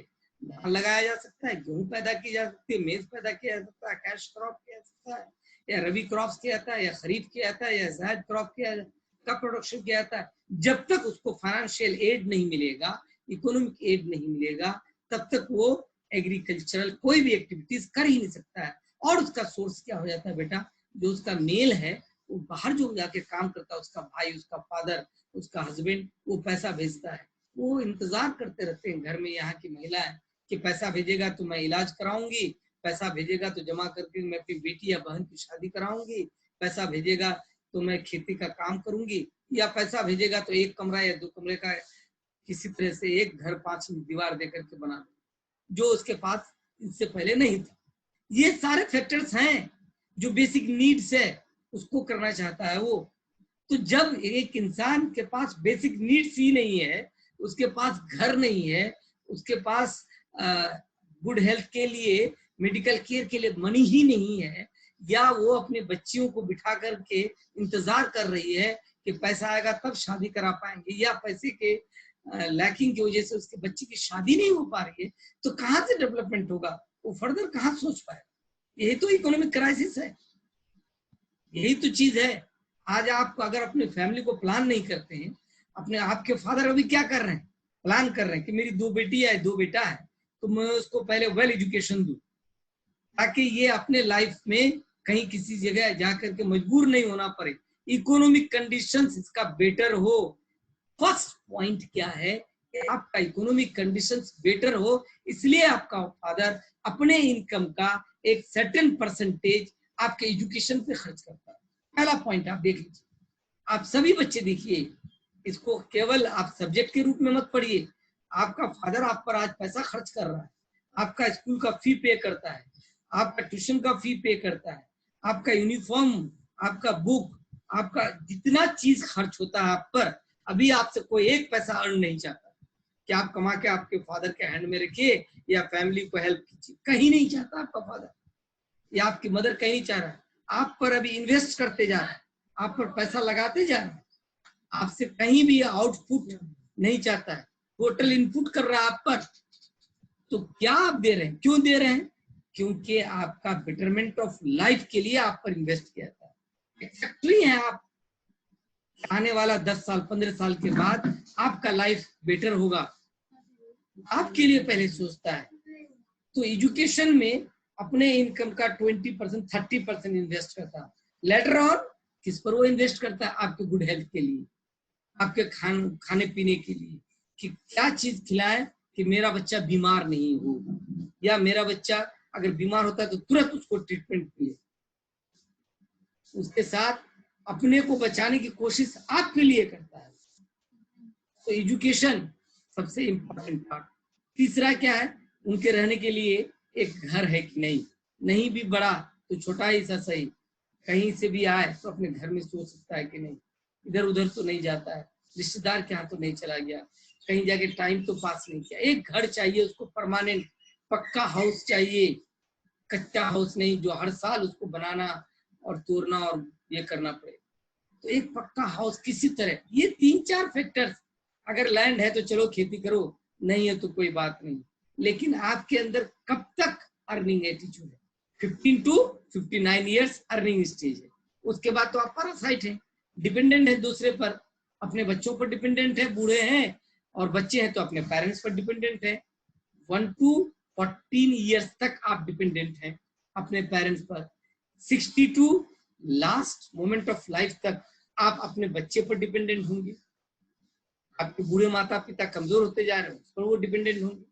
तो ऐसी सूरत पर हमारा इकोनॉमिक कंडीशन सबसे बड़ा इकोनॉमिक कंडीशन है बेटा, इसको हमको देखना है कि इन 4-5 फैक्टर्स हैं जहां मनी को यूज किया जाता है अर्निंग करने के बाद, इसीलिए लोग माइग्रेट करते हैं। नेक्स्ट पॉइंट, सेकंड पॉइंट है similarly remittance from the international India, चाहे वो इंटरनेशनल हो या नेशनल हो या इंट्रा स्टेट हो या इंटर स्टेट हो, कोई भी फैक्टर्स हो, मैं कह रहा हूं कि सब कोई पैसा कमाता है अपनी फैमिली को बेटरमेंट के लिए, अपने फैमिली का बेटरमेंट के लिए, उसकी अच्छाई के लिए, उसका डेवलपमेंट के लिए पैसा क्यों कमाता है। लोग एक दूसरे जगह, हम लोग यहीं आके क्यों हैं, इस प्लेस को तो कभी मैं जानता भी नहीं, मैं आके यहाँ क्यों सर्वाइव करता हूँ कि मेरे बच्चे का लाइफ अच्छा हो। पहला टारगेट तो यही है, मेरा बच्चा वेल एजुकेटेड हो। अगर वो आप बच्चे हैं, अगर आप गलत कर रहे हैं तो आपके फादर का मदर का, आपके पेरेंट्स का, साथ साथ अपना ड्रीम आप चौपट कर रहे हैं, अपना सपना खत्म कर रहे हैं। आपके फादर का सपना खत्म करता है, अपना करियर खत्म कर रहे हैं, ये तो मानना पड़ेगा। नहीं तो आपके फादर, आप यहाँ हैं, आपका फादर जम्मू कश्मीर में जाके जान जोखिम में डाले हुए, नॉर्थ ईस्ट में जान जोखिम में डाले हुए, for what they are going there. पहले इस पॉइंट को समझिएगा। नेक्स्ट पॉइंट है कि अमेरिका में जाके रहो, यूरोप में जाके रहो, या गल्फ कंट्रीज में जाके अर्न करता है किसी का पेरेंट, किसके लिए? तो इन 4-5 फैक्टर फर्स्ट पॉइंट में है, उसके लिए। State such as Punjab, Kerala, Tamil Nadu, ये सब हम लोग डिस्कस कर चुके हैं। Amount of money from the international migration. आप देखिएगा कि साउथ इंडिया के मैक्सिमम जो माइग्रेंट्स हैं वो गल्फ कंट्रीज में जाके ज्यादातर रह रहे हैं, और टेक्नीशियंस हैं वहाँ, वो डॉक्टर हैं, इंजीनियर हैं, अच्छे अच्छे टेक्नीशियंस हैं। नॉर्थ इंडिया के लोग जो गल्फ कंट्रीज में हैं, ये लेबरर का काम ज्यादा करता है, मजदूर का काम ज्यादा करता है। इसलिए डॉक्टर, इंजीनियर या टेक्नीशियंस या आईटी सेक्टर्स के लोग जो अच्छे अच्छे प्लेस पे हैं, वो कहाँ है? वो ज्यादातर आपको नजर आएंगे साउथ इंडिया की। अगर आप कभी भी गूगल सर्च करेंगे या देखना चाहेंगे तो अच्छे अच्छे लोग फॉरेन कंट्री में साउथ इंडिया के ज्यादा है। नेक्स्ट पॉइंट है migration, number 4, migration of people from Uttar Pradesh, Bihar to the rural areas of Punjab, Haryana. मैंने आपको कहा पंजाब का नाम मैं बार बार लिया था, हरियाणा। अभी बासमती राइस जो आप खाते हैं, इसका प्रोडक्शन हरियाणा में, उत्तर प्रदेश के वेस्टर्न उत्तर प्रदेश, हरियाणा और पंजाब में सबसे ज्यादा बासमती राइस का प्रोडक्शन। अभी बासमती राइस का जो सबसे बड़ा डीलर था, उसका जो सबसे बड़ा बॉस था, 450 करोड़ रुपया लेके फरार हो गया है अपने कंट्री से। 6 बैंकों से वो कर्ज लेकर के, डेट लेकर के भाग गया है बासमती राइस का। अभी 2-4 दिन पहले की खबर है।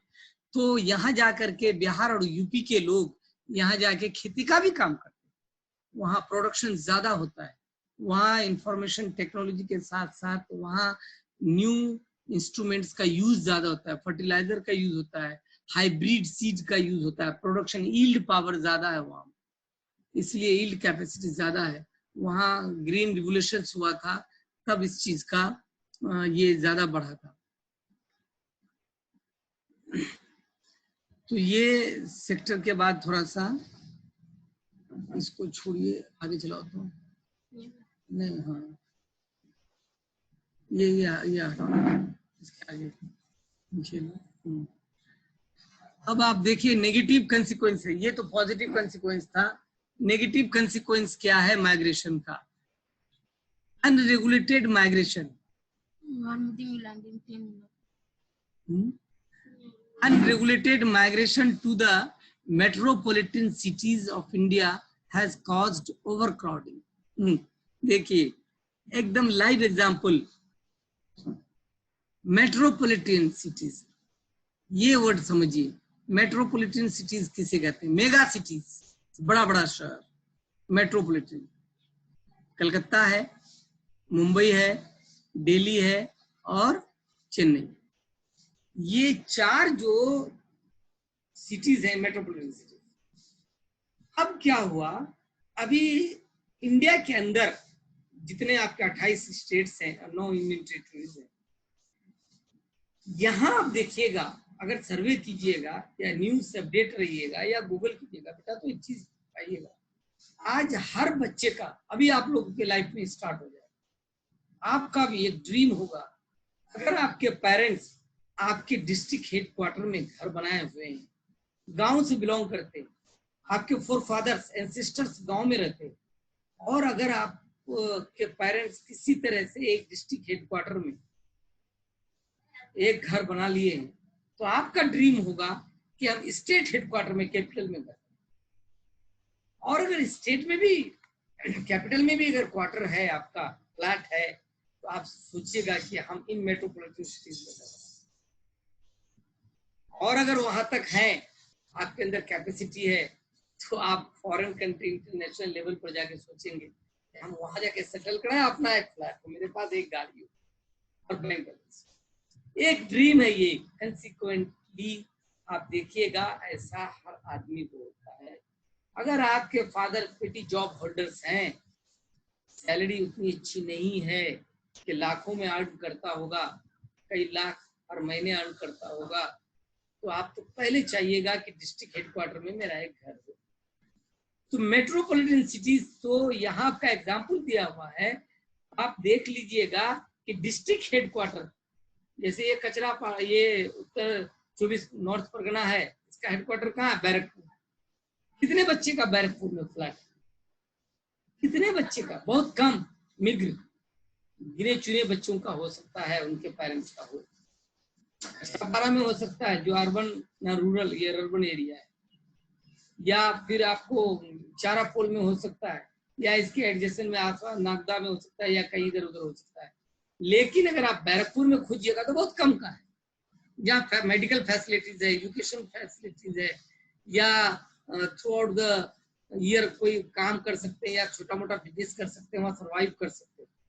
ये सारे पॉइंट से आप शहर में एक घर चाह रहे हैं, हम वहां रह के कोई भी काम करेंगे तो सालों भर कर सकते हैं, लेकिन गांव देहात में ये काम नहीं हो सकता।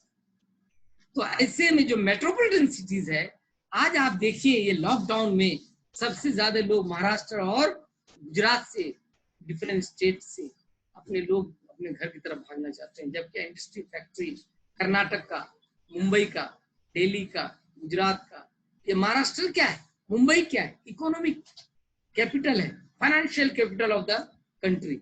एक तो पॉलिटिकल कैपिटल क्या है, एडमिनिस्ट्रेटिव कैपिटल क्या है? दिल्ली है। प्राइम मिनिस्टर रहते हैं, डिफरेंट टाइप के मिनिस्टर्स रहते हैं, वहां डिफरेंट टाइप के ऑफिसेस हैं। लेकिन फाइनेंशियल कैपिटल इंडिया का कौन सा है? मुंबई। वहां इंडस्ट्रीज हैं, फिल्म इंडस्ट्रीज हैं, डिफरेंट टाइप के इंडस्ट्रीज हैं, चाहे वो कॉटन इंडस्ट्रीज हो, आयरन इंडस्ट्रीज हो, हर तरह का इंडस्ट्रीज है। तो लोग ज्यादातर अर्न करने के लिए, ये जो औरंगाबाद का ट्रेन एक्सीडेंट 16 मजदूर मरा है, कहां से आ रहा था? औरंगाबाद कहाँ है? महाराष्ट्र में। वहां से लोग आ रहे थे। तो वहां आदमी चाहता है कि मेरा घर हो, वहां नहीं हो तो कम से कम मजदूरी करे, फैक्ट्री को जाने। ऐसे सूरत पर इंडिया के डिफरेंट स्टेट से ज्यादातर लोग वहां जाना चाहते हैं। तो वहां क्या नेगेटिव पॉइंट क्या हो जाता है? Over crowd. ओवर क्राउड, एक रूम हायर करता है, 10-15 लोग सोते हैं उसी में, खाना बनाता है, खाता है, दिन भर मजदूरी करता है, रात को आके कहते हैं कि मुंबई में भगवान मिल सकता है लेकिन घर नहीं मिलता है। ऐसी एक कहावत है। इतना ओवर क्राउडेड है। अरे वहां तो शिफ्ट में लोग सोते हैं और एक ही रूम में, उसको पता नहीं कि 6 घंटा ये सो के जा रहा है तो फिर दूसरा लोग आ गया है जो उसको पहचानता नहीं। 6 घंटा के बाद आपका बुढ़िया बिस्तर साइड में रखा हुआ है, दूसरा लोग आके सोया, फिर वो जो 6 घंटा पहले था वो चला गया काम करने के लिए, फिर आया तो खाली पाया, वो लोग चला गया काम करने के लिए। एक रूम को शिफ्ट वाइज में लोग सरवाइव करता है। क्यों? फाइनेंशियल कंडीशंस वहां का स्ट्रॉन्ग है, लोग अर्न करता है, लेकिन वहां ओवर क्राउड हो रहा है। This is the negative point. Next point क्या है? Development of slums in industrially developed states such as Maharashtra, Gujarat and Delhi. देखिए मैं बार बार इन स्टेट का नाम, धारावी, मुंबई का धारावी, धारावी क्या है? स्लम है वो, एशिया का सबसे बड़ा स्लम, झुग्गी झोपड़ी वाला प्लेस। वहां 15 लाख 15 लाख पीपल रहते हैं। अभी दिल्ली धारावी में देखिएगा तो दिल्ली का, मैं तो उस दिन न्यूज देख रहा था, मुझे नहीं पता था, क्योंकि बीइंग ए स्टूडेंट और टीचर ऑफ ज्योग्राफी मुझे इस सब चीज से अभी बहुत ज्यादा शौक होता है, मैं देखते रहता हूँ कि डेटा से मुझे बहुत लगाव हो गया एक तरह का। 2 करोड़ स्लम एरिया है इंडिया में, near about, not exactly 2 crore slum area है।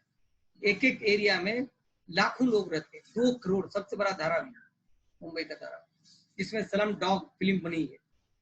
आप देखिएगा कि स्लम डॉग फिल्म उसी पर बनी है, आप फाइंड आउट कीजिएगा, उसको देखिएगा, कभी गूगल कीजिए, देखिए स्लम एरिया को। स्लम एरिया है क्या? किसने इसको डेवलप किया? क्या वहां के लोग जो परमानेंट वहां के लोग थे? नहीं, जो लोग माइग्रेट करके दूसरे स्टेट से वहां जाके काम करने लगे, और झुग्गी झोपड़ी एक प्लान वे में नहीं, जहां जैसे पाया बना लिया, वो जमीन भी उसकी नहीं है, लेकिन रह रहा है आज 20 साल तक। धीरे धीरे वहां लोग बसते गए, वहां के लोगों की हालत बहुत खराब है। अभी दिल्ली का स्लम एरिया के बारे में देख लीजिए, वहां किस तरह का हॉस्पिटल वहां का सीएम जो केजरीवाल जी है कैसे डेवलप किया, नुक्कड़ टाइप का, छोटा छोटा हॉस्पिटल धारा ये स्लम एरियाज में लाके डेवलप किया। वहां के लोग जा नहीं पा रहे इलाज करने के लिए, उतने पैसे नहीं है, प्लान्ड नहीं है, लैट्रिन बाथरूम कॉमन है, औरत मर्द एक ही लैट्रिन बाथरूम में जाते हैं, लाइन लगी रहती है।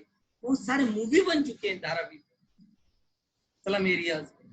तो ये शहर में हो रहा है, क्यों लोग जा रहे हैं एक वीरान एरियाज में जाकर के सेटल हो रहे हैं और वही छोटा मोटा टाउनशिप के शक्ल में डेवलप कर जा रहे हैं। वहां क्यों जा रहे हैं? इकोनॉमिक कंडीशन के कारण। जब खुद गया तो शादी किया तो औरतों का भी वहां ट्रांसफर हो गया, वहां माइग्रेंट हो गया, वहां भी औरतें जाने लगे, वहां वो अपने हस्बैंड के साथ रहने लगे, बच्चे हुए तो बच्चे भी अर्निंग में लग गए, एजुकेशन का तो कोई सवाल ही नहीं पैदा होता है। कभी गवर्नमेंट ने अपनी नजर डाल दी तो एक छोटा मोटा स्कूल खोल दिया तो बेसिक एजुकेशन किसी तरह से मिल गया। ना तो बच्चे प्लान वे में पढ़ पाते हैं, ना मेडिकल फैसिलिटीज है, और ना वर्किंग कोई छोटे छोटे कॉटेज इंडस्ट्री वहाँ कोई इंडस्ट्री बहुत बड़ा डेवलप नहीं करता है। कॉटेज इंडस्ट्री, कुटीर उद्योग, एक घर में कुछ सामान बन रहा है, एक घर में कुछ सिलाई का काम कर रहा है, एक घर में कोई छोटा मोटा 5-7 आदमी मिलके बीड़ी बना रहा है, कोई टोकरी बना रहा है। इस तरह का देखिएगा, इस तरह का छोटा मोटा काम करके अपना जीवन यापन कर रहा है, लाइवलीहुड कर रहा है। तो इस तरह से वो भी एक नेगेटिव है। ऐसे ऐसे स्लम एरियाज डेवलप कर जाता है बड़े बड़े शहर में। Under developed gets just worse due to out migration of the skilled people. अच्छा, जब किसी प्लेस पर अच्छे लोग दूसरी जगह चले जाते हैं, इमिग्रेंट बन जाते हैं, दूसरे कंट्री चले जाते हैं, तो ऐसे प्लेस पर केवल अनस्किल्ड पीपल ही रह जाते हैं, स्किल्ड पीपल नहीं होते हैं। तो वहां का फाइनेंशियल कंडीशंस भी ठीक नहीं होता है।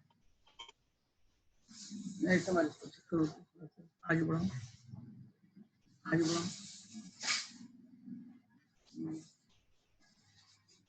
इसको भी हटाओ, आगे आगे चलो। डेमोग्राफिक कंसिक्वेंस, अगर आप देखिएगा डेमोग्राफी, ये वर्ड डेमोग्राफी मीन्स कोई बच्चा, डेमोग्राफी किसे कहते हैं? What is the meaning of this word demography? तो बता सकते हैं डेमोग्राफी वर्ड का मीनिंग क्या है? पॉपुलेशन।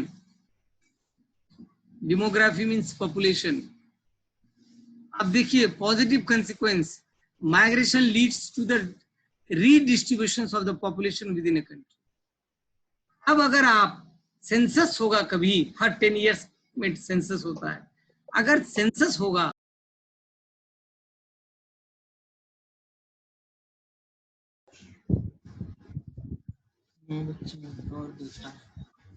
अभी आप एक चीज देखिए, कोई आप खुद डिसाइड कर सकते हैं कि ये माइग्रेशन और इकोनॉमिक कॉज के कारण जो होता है, तो किसी प्लेस का पॉपुलेशन को किस तरह इफेक्ट करता है। ये जो डेमोग्राफिक कंसिक्वेंसेस जो रिजल्ट है, पॉपुलेशन का जो रिजल्ट है माइग्रेशन के लिए, और माइग्रेशन में सबसे इंपॉर्टेंट पार्ट क्या है? इकोनॉमिक कंडीशंस को डेवलप करने के लिए। तो आपको पता चलेगा एक चीज कि रूरल एरियाज में पॉपुलेशन कम होते जा रहा है। अब देखिएगा सेंसस 10 इयर्स पर होता है, उसमें देखिएगा कि रूरल एरियाज में लोग लिखा देते हैं। कोई लोग जब सेंसस करने जाता है तो लिखा देते हैं कि मेरे इतने भाई हैं, इतने अंकल हैं, या मेरा फादर वहां है, लिखा देता है। लेकिन सच्चाई क्या है, फिजिकल फैक्ट्स क्या है कि वो लोग वहां नहीं है। आज 10 साल से वो कहीं मुंबई में है, या कोई दिल्ली में है, कोई कलकत्ता में है, कोई मद्रास में, चेन्नई में है। तो कोई अगर फॉरेन कंट्रीज में तो 15 साल से ओमान में है, तो कतर में है, तो बहरीन में है, इंडोनेशिया में है, तो मलेशिया में, लेकिन उसका नाम भी चढ़ा देते हैं। अगर फैक्ट्स अगर फाइंड आउट करना चाहिएगा तो जितने मिलियन पर्सन्स हैं, हेलो कुछ बोल रहे हैं मयूक? जब पढ़ा रहा है तब अपना माइक्रोफोन म्यूट कर दे, जब बोल रहा हूं तभी। मयूक हेलो। हाँ सर। कोई बात है बेटा? नहीं।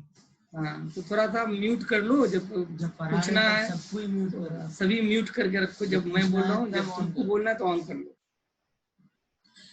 तो आप देखिएगा कि रूरल से अर्बन जो माइग्रेशन है ये सबसे इंपॉर्टेंट फैक्टर है, और उसमें पॉपुलेशन का जो ग्रोथ है किसी प्लेस का, ये सबसे ज्यादा, ये चारों जो स्ट्रीम है रूरल टू अर्बन, ये रोल प्ले करता है पॉपुलेशन ग्रोथ को। पॉपुलेशन ग्रोथ का मतलब कहाँ का पॉपुलेशन बढ़ रहा है, और रीजन क्या है? रीजन इकोनॉमिक कंडीशंस है। बाय बर्थ नहीं कर सकते, है एक फैक्टर, लेकिन बर्निंग फैक्टर नहीं है। बाय मैरिज नहीं कर सकते, बाय सोशल कंडीशंस नहीं कर सकते, बाय पॉलिटिकल कंडीशंस नहीं कर सकते। पॉलिटिकल कंडीशंस में अगर वॉर है, इन्वेजन है, या डिजास्टर है, ये सारी चीजों को हम देखेंगे तो वो तो अचानक होता होगा, और कभी कभी रियर केस में कई सौ साल बाद ऐसा होता होगा, लेकिन वो फ्रीक्वेंट कोई फैक्टर नहीं। लेकिन इकोनॉमिक फैक्टर जो है ये हमेशा ये फैक्टर है। लोग एक जगह से दूसरी जगह चले जाते हैं, माइग्रेट कर जाते हैं, तो पॉपुलेशन वहां अनइवन हो जाता है। हाँ, गांव में घर परमानेंटली चले गए शहर में, वहीं जाके मकान बना लिए, वहीं जाकर के सेटल्ड हो गए परमानेंटली, वहीं मैरिज हो गई, या मैरिज अगर यहाँ हुआ भी तो वाइफ को लेके वहां चले गए, वहां बच्चे हो गए, वहीं एजुकेशन होना शुरू हो गया, वहीं का सारा कार्ड बन गया, वहीं का आधार कार्ड बन गया, राशन कार्ड बन गया, सारी चीजें वहीं के एड्रेस पर होने लगा। तो पॉपुलेशन का डेमोग्राफिक कंसिक्वेंस जो है वहां गड़बड़ हो जाता है, खास करके रूरल से अर्बन की तरफ। पहले जमाने में हम लोग पढ़ते थे तो कहते थे कि 75% लोग एग्रीकल्चर पर बेस्ड है। आज हम लोग पढ़ते और पढ़ाते हैं तो 68-69% कहते मूव कर रहे हैं लोग शहर की तरफ। मैंने अभी आपको जस्ट बताया कि सारे लोगों का ड्रीम होता है कि मेरा शहर में एक घर हो, वहाँ लाइवलीहुड का ज्यादा बेटर अपॉर्चुनिटीज है, वहाँ कोई ना कोई धंधा करके खा लेंगे या फैमिली को पाल लेंगे। ये चीज यहाँ शहर गांव में बहुत मुश्किल है, वहाँ इकोनॉमिक रोल नहीं करता, लोगों के पास पैसे नहीं होते उतना, लोगों के पास वो कैपिटल या इकोनॉमी नहीं होता कि दूसरी चीजों में लगा के अर्न करें मोर एंड मोर। सारा पैसा आप खर्ची कर देंगे तो अर्न कैसे करेंगे? मनी बिगेट्स मनी, पैसा पैसे को कमाता है। प्लान वे में सारा काम करना पड़ता है एक आदमी को बेटरमेंट लाइफ के लिए और परमानेंट लाइवलीहुड के लिए और सोर्स ऑफ इनकम के लिए। तो ऐसी सूरत पर डेमोग्राफिक कंसिक्वेंस चेंज हो जाता है, पॉपुलेशन ग्रोथ किसी भी प्लेस का अप्स एंड डाउन्स हो जाता है इकोनॉमिक फैक्टर्स के कारण, जब लोग रूरल टू अर्बन माइग्रेट करते हैं। ये चीज हमें याद रखना है।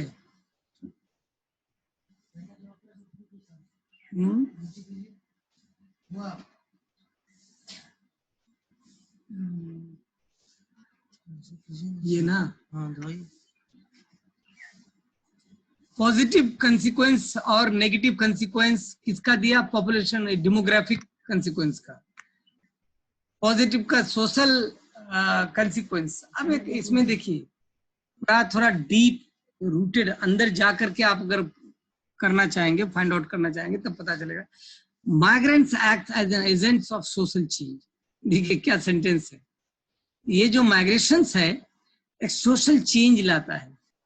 अभी आप थोड़ा सा, आप लोग जब घर जाते हैं, जो लोग यहाँ रहते हैं, इसके फादर यहाँ सर्विस, मदर सर्विस करते हैं या कोई बिजनेस करते हैं, साल में कभी घर जाते हैं, तो आपको गांव वाले या आपके एरियाज के लोग डिफरेंट एंगल से देखते हैं और एक हसरत भरी नजर होती है कि आपका पहनना ओढ़ना, बात करने का स्टाइल, खान पान, नॉलेज लेवल डिफरेंट है उन गांव के लोगों से।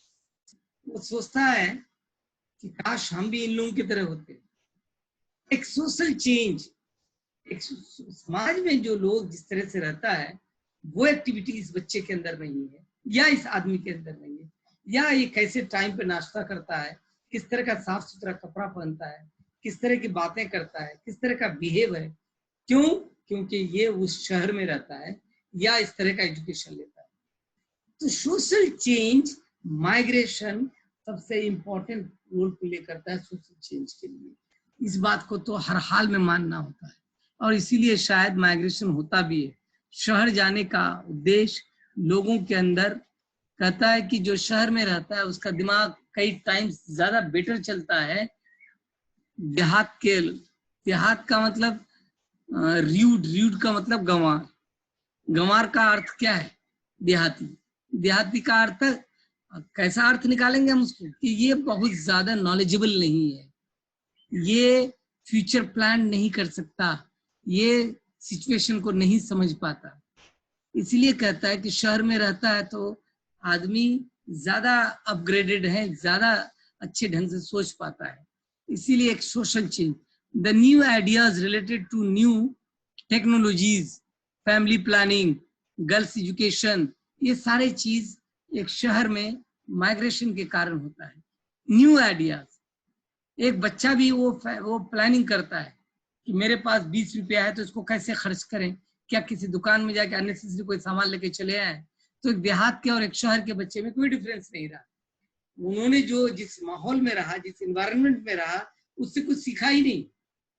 या अपना कपड़ा, जो ड्रेस पहनता है वो साफ सुथरा होना चाहिए, या बात करता है तो सिविलाइज्ड होना चाहिए, थोड़ा सा प्रॉपर वे में टॉक करे, किसी से बिहेव करता है तो उसके बिहेवियर में और एक गांव के बच्चे के बिहेवियर में डिफरेंसेस होना चाहिए। ये चीज क्या लाता है? Social change.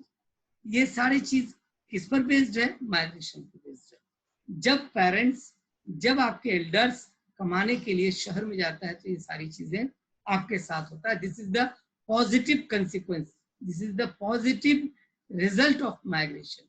Positive result of migration. Migration का पॉजिटिव रिजल्ट क्या होता है? Better education, better health, better earning, बच्चे का फ्यूचर बेटर, बेटर एजुकेशन होगा। अगर आप मेडिकल इंजीनियरिंग की पढ़ाई करने के लिए दिल्ली या मुंबई या किसी मेट्रोपॉलिटन सिटीज में रहते हैं, वहां जॉब करते हैं, तो आपको बच्चा पढ़ रहा है। नहीं कर रहे हैं तो गांव देहात में है तो यहाँ से जाने में सोचना पड़ता है। अर्निंग आपके पास नहीं है, आपका बच्चा उतना अपडेटेड नहीं है, अपग्रेडेड नहीं है उसका मेंटेलिटी। तो ऐसी सूरत पे एक सोशल चेंज लाता है migration, particularly from rural to urban migration. Next point है, migration also leads to intermixing of people from the diverse culture. ये देखिए, ये पॉइंट देखिए, डाइवर्स कल्चर। हम लोग जैसे मैं यहाँ रह रहा हूँ, I am a Muslim, principal sir Christian, बगल में बीपी सर हिंदूज। हम एक दूसरे के साथ मिक्सिंग कल्चर में, रिलीजन के बिना पर, स्टेट कल्चर के बिना पर, रूरल अर्बन के बिना पर, डिफरेंट टाइप के कल्चर्स को एक दूसरे से सीखते हैं। अभी मैं बच्चों को कहते हैं देखो हल्ला नहीं करना चाहिए, बगल में कोई फैमिली रहती है। ये चीज देहात में नहीं दिखाता कि हमको हल्ला नहीं करना चाहिए, तो बगल में फैमिली रहती है या वो बच्चा पढ़ रहा है, ये चीज वो नहीं सिखाता है, लेकिन मुझे सिखाना पड़ता है। क्यों बताना पड़ता है बच्चों को? इसलिए कि यहाँ का डिफरेंट कल्चर, मिक्स्ड कल्चर में मैं रह रहा हूँ, मिक्स्ड कल्चर में रह रहा हूँ। आपको दूसरे का ध्यान रखना पड़ता है, दूसरे की परवाह करनी पड़ती है, उनके कल्चर का परवाह करना पड़ता है कि कोई ऐसी बात ना बोले, उनके बिहेवियर का हमको ध्यान रखना पड़ता है। वो किस तरह से खाते पीते हैं, किस तरह से वो पहनते ओढ़ते हैं, वो किस तरह सेलिब्रेट करते हैं, उसका ध्यान रखना पड़ता है। मैं अपने बच्चे को सिखाता हूँ, दूसरे लोग अपने बच्चे को सिखाते हैं, या खुद वो करता है तो उनके बच्चे सीख जाते हैं कि हमको क्या बिहेवियर करना चाहिए। ये चीज आप रूरल एरियाज में नहीं होता है। तो एक ग्रेट चेंजिंग आता है, मिक्सिंग एटीट्यूड, सरवाइव करने की क्वालिटी। जो कट्टर लोग होते हैं, जो ऑर्थोडॉक्स लोग होते हैं, जो कभी इस तरह से माहौल में नहीं सरवाइव किए, उस तरह से मिक्सिंग एटीट्यूड नहीं है। फिर फैमिली को कैसे रखना है, आपकी बहन बेटी माँ कैसे रहेंगी, किस तरह से एक दूसरे का ध्यान रखना है, किस तरह से टॉक करना है, ये सिर्फ और सिर्फ आप तभी कर सकते हैं जब आप इस तरह के माहौल में, इन्वायरमेंट में survive. This is the positive consequence of demographic change. ये जो पॉपुलेशन चेंज होता है माइग्रेशन के कारण, एक बहुत बड़ा पॉजिटिव चीज जिसको पढ़ने से किताबों में नहीं मिलता है, वो इस माहौल में मिल जाता है।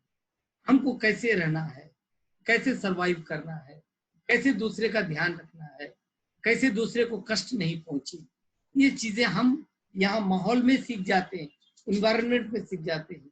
अगर गलत बात बोल देंगे तो क्या यार, इस तरह से ये आदमी, लगता है कि सारे लोग इसके ऐसे ही बोलते हैं। एक आदमी गलत करता है, पूरे कम्युनिटी को बदनाम कर देते, सारी चीजों का वो एक पैरामीटर बन जाता है, रीडिंग पैरामीटर बन जाता है कि शायद ये लोग ऐसे ही होते हैं, कम्युनिटी कल्चर ऐसी होता होगा, या इस तरह का बिहेवियर ऐसी करता होगा। गलत एक करता है, बदनाम सब हो जाता है, वो मिक्स नहीं होना चाहता है। धीरे धीरे धीरे धीरे ये सारी चीजें, ये पॉजिटिव कंसिक्वेंस है। नेक्स्ट क्या, माइंडसेट ऑफ पीपल चेंज। मैंने क्या कहा, कट्टरता, ऑर्थोडॉक्स आपके अंदर खत्म हो जाएगा।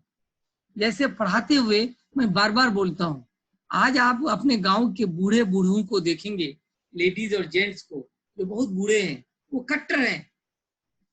कहेगा कि फला क्या जाके पानी पियोगे, वो तो फला कास्ट के, फला धर्म के, फला रीजन के, फला भाषा के, उनके यहाँ जाके तुम चाय पियोगे, उनके यहाँ तुम चले गए। लेकिन यही चीज न्यू जनरेशन में नहीं है। हमको अपने बिजनेस के लिए एजुकेशन में क्या सिखाता है, हमको मिलकर रहना चाहिए। हाँ, राइट एंड रॉन्ग का ध्यान रखना है। मैं इस बात को बार बार कहता हूँ, जिंदगी की बुनियाद दो बातों पर, right and wrong. Her field में राइट एंड रॉन्ग देखो, सही क्या है गलत क्या है। इन चीजों को देखोगे बेटा तो कभी भी जिंदगी में कहीं भी आपको चोट नहीं लगेगी। किसी भी फील्ड में, लाइफ के किसी भी हिस्से में, लाइफ के किसी भी एज में आपको झटका नहीं लगेगा।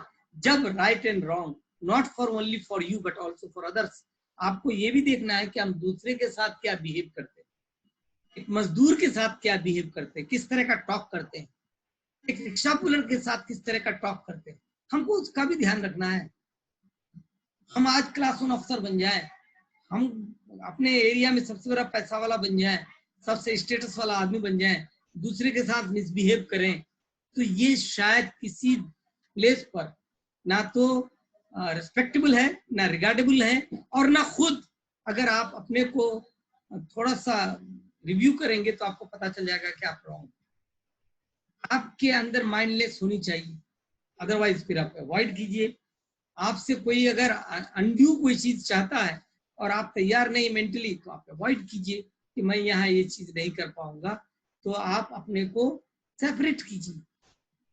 लेकिन मिक्सिंग एटीट्यूड तो होनी ही चाहिए, एक दूसरे से मिल के रहना चाहिए, एक दूसरे की भावनाओं को, फीलिंग्स को हर्ट नहीं हो, ना ऐसा बिहेव करना चाहिए, ना ऐसा एक्टिविटीज हो, ना ऐसा टॉक हो, ना ऐसा कोई भी कहीं भी लाइफ में। हाँ, आपको हेल्पिंग एटीट्यूड होना चाहिए। कोई अगर गरीब है तो उसका हेल्प कीजिए विदाउट डिस्क्रिमिनेशन। तो ये चीज बाहर रहने से आप एक घेटोइज्म का डेवलपमेंट नहीं कर सकते। नेगेटिव कंसिक्वेंस क्या है, इसको देखिए आप। Negative consequence, it also causes anonymity which creates social vacuum and sense of reaction of the individual. Anonymity, मैं, अहंकार, मैं इस प्लेस से हूँ, मैं इस क्रीड से हूँ, मेरा सोशल स्टेटस ये है, मैं इतना पैसे वाला हूँ, ये फीलिंग्स आपके अंदर आ जाता है। अभी आप एक चीज देखिएगा, मैं एक एग्जाम्पल दे रहा हूँ आपको, ये मेरी जिंदगी का एग्जाम्पल है। मैं पटना में स्टडी कर रहा था, तो मेरे यहाँ का एक इंजीनियर बना था जिस स्कूल से मैं एजुकेशन रिसीव किया हूँ। हमेशा हमारे टीचर उनका एग्जाम्पल देते थे कि देखो मिस्टर सुल्तान, इस तरह का स्टूडेंट था, आज तक रिकॉर्ड होल्डर है वो 10th क्लास बोर्ड का, 720 नंबर था आउट ऑफ 900। तो ये बात हमारे सर हम लोगों को हमेशा सुनाते थे। इत्तेफाक से मैं जब पटना पढ़ने आया, पटना यूनिवर्सिटी में एडमिशन लिया, तो पता चला कि सुल्तान साहब, मेरा कोई रिलेटिव नहीं है, वो मेरे एरिया के, मेरा कोई रिलेटिव नहीं था, कि सुल्तान साहब यहाँ एग्जीक्यूटिव इंजीनियर है, बहुत बड़े इंजीनियर।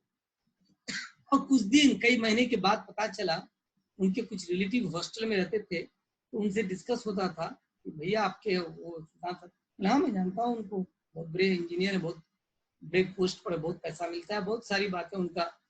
और अचानक पता चला कि उनका डेथ हो गया, कुर्जी, पटना कुर्जी हॉस्पिटल में उनकी डेड बॉडी रखी हुई। तो शौक हुआ कि चले देखे, जिंदा में तो नहीं देख पाए, पटना था उनका घर, तो यहाँ नहीं था, वो जॉब करते थे। गए तो बगल वाले 3-4 लड़के के साथ गया मैं, मुझको आज तक याद है बेटा, मैं आपको बता रहा हूँ कि बगल वाले से पूछे, उनाई चक एक जगह पटना में, वहां से काफी distance, Iqbal hostel Patna university से काफी दूर था। वहां जाने के बाद मैंने उससे पूछा कि भाई यहाँ किसी का डेथ हो, तो बगल वाला जो है एक फ्लैट के बाद दूसरा फ्लैट वाला, उसको पता नहीं, वहां शादी की कुछ बातें हो रही थी, कुछ लोग अपना काम कर रहे थे। फिर दूसरे फ्लैट वाले को पूछे कि भाई एक सुल्तान साहब यहाँ रहते, बोले नहीं नहीं पता है। एक फिर आगे बढ़े थोड़ा सा, 3-4 लड़के थे कि यहाँ एक आदमी रहते थे एग्जीक्यूटिव इंजीनियर, बोले हाँ पता है कोई एग्जीक्यूटिव इंजीनियर है, उस घर में जाके पता किया। जब पता करने गए तो उसके 2 छोटे छोटे बच्चे थे, एक बेटा एक बेटी, और उनकी वाइफ बैठ करके डेड बॉडी उसके घर आ गया था हॉस्पिटल से, एम्बुलेंस में हॉस्पिटल वाले ने उसके घर भेज दिया था, और डेड बॉडी को रख करके उनके दोनों बच्चे और वाइफ रो रहे। अंदर जैसे ही गए तो उनका जो एक रिलेटिव था स्टूडेंट, उनको देख के उनकी वाइफ लिपट करके बहुत जोर से रोने लगी। तो मैंने पूछा कि यही सुना था? बोले हाँ यही है। उनका यार किसी ने नहीं बता पाया। तो फिर आगे जो कार्रवाई करने, मैं कहता हूँ एक सेल्फिशनेस डेवलप कर जाता है। आपके बगल वाले के अंदर क्या होता है, सिंपैथेटिकल एटीट्यूड इंसान का, नेगेटिव अप्रोच इसका ये है, डेमोग्राफिक कंसिक्वेंस में ये खत्म हो जाता है। आदमी सेल्फ डिपेंडेंट ज्यादा होता है और सेल्फिशनेस उसके अंदर ज्यादा हो जाता है। बहुत कम ही लोग हैं एक दूसरे को हेल्प करते हैं, वहां भी वो अपना रिलेटिव या कुछ और खोज बैठते हैं, या आना जाना है, जान पहचान है, बातचीत है, या एक कम्युनिटी डेवलप किए हैं तो एक अलग चीज है कि हम टीचर्स हैं, सारे टीचर्स यहाँ बैठे हुए हैं। तो अदरवाइज आप देखिएगा कि सेल्फिशनेस ज्यादा डेवलप कर जाता है, ज्यादा डेवलप, सब कुछ ट्रेडिशनल फॉर्मल होता है, बात भी फॉर्मल की जाती है, आना जाना भी फॉर्मल हो जाता है, इनफॉर्मल नहीं होता है, सिंपैथी नहीं होती है, किसी के साथ सिंपैथी हो, सिंपैथेटिकल ट्रीटमेंट नहीं होता है। हाँ है तो है ना, ठीक है उसके यहाँ हो रहा है, कोई बात नहीं। तो इस तरह का ये बैड कंसिक्वेंस है, ये बैड कंसिक्वेंस है। अगर आप डेमोग्राफिक कंसिक्वेंस देखेंगे माइग्रेशन का, तो जब माइग्रेशन करने के बाद लोग सेटल्ड हो जाते हैं without discrimination, however there is the selfishness, ये एटीट्यूड पैदा हो जाता है। और वहां तो कभी कभी क्लास भी पैदा हो जाता है कि आप ऑफिसर्स ग्रेड में हैं, आप डॉक्टर हैं तो डॉक्टर से आपको संबंध है, आप टीचर्स हैं तो टीचर से संबंध है, आप बिजनेस में, अभी देखिए ना घेटोइज्म की बात कर रहा था मैं, आप अपने नागदा में देखिए कि जहाँ ठेला वाला है तो ठेला वाला कई लोग हैं, जहाँ कसाई वाला है तो कसाई कई लोग एक ही जगह बसे हुए हैं, जहाँ सब्जी वाला है तो कई लोग सब्जी वाला बसे हुए हैं, कोई सर्विस करते हैं तो एक पर्टिकुलर एरियाज में खाली सर्विस वाला बसे हुए। This is the ghettoism, ghetto. तो इस तरह की बातें आप देखिएगा कि माइग्रेशन के कारण डिफरेंट कल्चर होने के बावजूद भी ये सेल्फिशनेस डेवलप कर जाता है, घेटोइज्म डेवलप कर जाता है। माइग्रेशन अफेक्ट्स द वीमेन मोर, सबसे ज्यादा औरतों को ये इफेक्ट करता है। एक बेचारी जो घर में रह जाती है तो ये पड़ोस में जाकर के नहीं बोल पाती। लॉकडाउन में शहर के औरतों को उतना परेशानी नहीं जितना देहात के औरतों को है, अगर लॉकडाउन को मानते हैं। एक दूसरे के यहाँ बैठ के जो गॉसिप करते हैं वो गॉसिप वो कर नहीं पाते। तो ये आप देखिएगा कि migration leaving their wives behind puts extra physical as well as mental pressure. Husband चला गया काम करने के लिए, दिन भर लेडीज अपने घर में अकेले बैठी हुई, खाना बना रही है, अपने रूम में ही है। तो इस तरह से मेंटल एंड अगर आप देखिएगा सोशल डिस्टेंसिंग उनके साथ बहुत जबरदस्त हो जाता है। ये भी आप नेगेटिव कंसिक्वेंस में रखिए। आगे बढ़ो। और नहीं है ना, आगे आगे आगे करो। नेगेटिव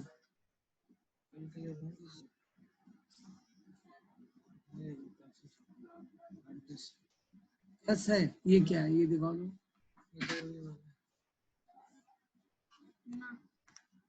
जो नेगेटिव कंसिक्वेंस है तो हो चुका है, इससे आगे बढ़ो। अच्छा, इन्वायरमेंटल कंसिक्वेंस अगर देखना चाहते हैं तो इसको आप देख सकते हैं।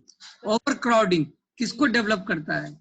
Over crowding of people due to rural urban migration has put pressure on the existence of the social and physical infrastructure in the urban areas. Urban areas ज्यादा expected होता है क्योंकि रूरल एरियाज से अर्बन एरियाज में लोग जाते हैं, वहाँ क्राइसिस हो जाता है। किसका? हाउसेज का क्राइसिस हो जाता है, स्लम एरियाज डेवलप करता है। तो ऐसे में आप देखिएगा कि वहाँ डिफरेंट टाइप का इन्वायरमेंट डिस्टर्ब हो जाता है, इन्वायरमेंट बैलेंस गड़बड़ हो जाता है, इकोसिस्टम गड़बड़ा जाता है। एक ये भी नेगेटिव कंसिक्वेंस है इन्वायरमेंट का। The ultimate leads to the unplanned growth of the population. ये मैं डिस्कस कर चुका हूँ बेटा, स्लम एरियाज का सेंटेंस का। आगे बढ़ो तो, चलो उसको आगे बढ़ो, छोड़ो, ये स्लम एरियाज को देख लीजिएगा। चलिए ग्राफ उसको भी छोड़ो।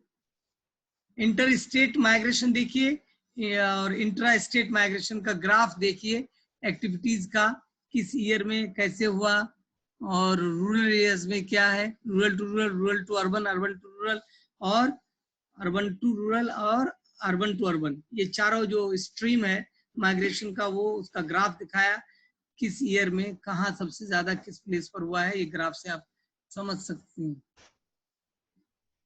ये सारे एग्जाम्पल्स हैं। यहाँ एक चीज देख लीजिए थोड़ा सा, reason of male migration, reason of female migration, ये हम लोग कर चुके हैं, यहाँ ग्राफ में भी दिखाया है। वर्क है, एम्प्लॉयमेंट है, आप देख लीजिएगा, इसको दिया हुआ है मेल का फीमेल का माइग्रेशन का। होम असाइनमेंट, अब आप इसको देखिएगा, अगर आप नोट करना चाहें या ये पीपीटी भेज देंगे, सब कर लेंगे। अगर आपको पीपीटी भेज दें इसी पर, या व्हाट्सएप पर भेज देते हैं पीपीटी सबको, व्हाट्सएप सर कहीं पे भी सर। व्हाट्सएप पर भेज दें बेटा। हाँ सर व्हाट्सएप पे भेज दीजिए, व्हाट्सएप पे। मैं सुनो, तो अब तो 2 ही पीरियड है, आज और कल जो था, फिर अब नेक्स्ट आ जाना है वेडनेसडे एंड थर्सडे को 9 o'clock को AM। तो अभी मैं व्हाट्सएप पर कुछ कुछ क्वेश्चंस भेजते रहूंगा इस बीच में, आपको थोड़ा देखते रहिए। हाँ sir. Okay, sir bye. Sir okay